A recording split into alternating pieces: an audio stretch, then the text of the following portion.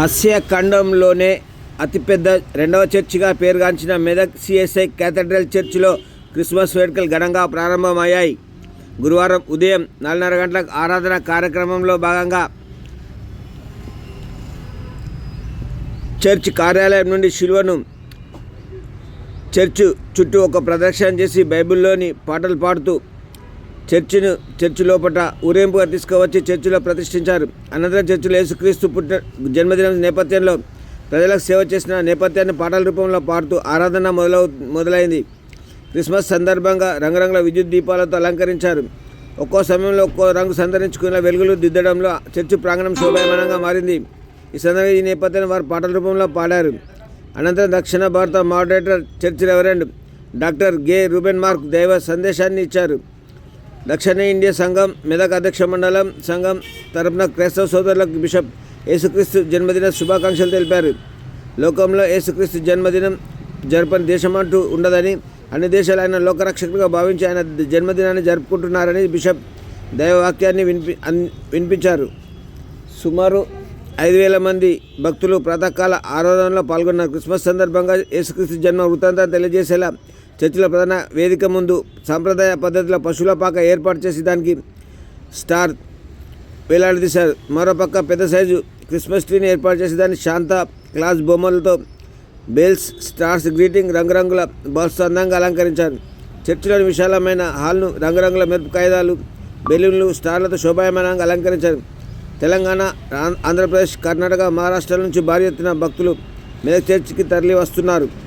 ఈ మేరకు సిఎస్ఐ యంత్రాంగం భక్తులకు మౌలిక సదుపాయాలు ఏర్పాటు చేసింది. జిల్లా ఎస్పీ దేవులపల్లి శ్రీనివాసరావు ఆధ్వర్యంలో క్రిస్మస్ వేడుకలకు ఎలాంటి అవాంఛనీయ సంఘాలు జరగకుండా 500 మంది పోలీసులతో గట్టి బందోబస్తు ఏర్పాటు చేశారు.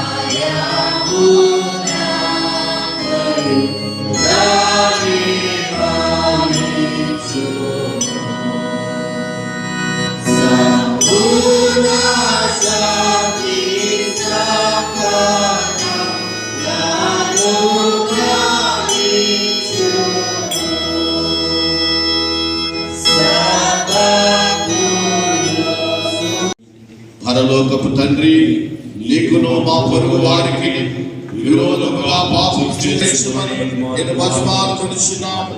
యేసుక్రీస్తు నిమిత్తం మా పాపములన్నిటిని క్షమించు, శక్తిని అనుగ్రహించుము. ఆమేన్. వారందరికీ పాపములను క్షమించునని తన గొప్ప కనికరను మాట ఇచ్చున్నాడు. ఆయన మన ప్రభు యేసుక్రీస్తు నిమిత్తము మిమ్మల్ని కనికరించి మీ పాపములన్నిటినీ క్షమించి వాటిని మిమ్మల్ని విడుదల చేసి సమస్త సద్గుణ దేవునికి స్తోత్రం కలుగును గాక.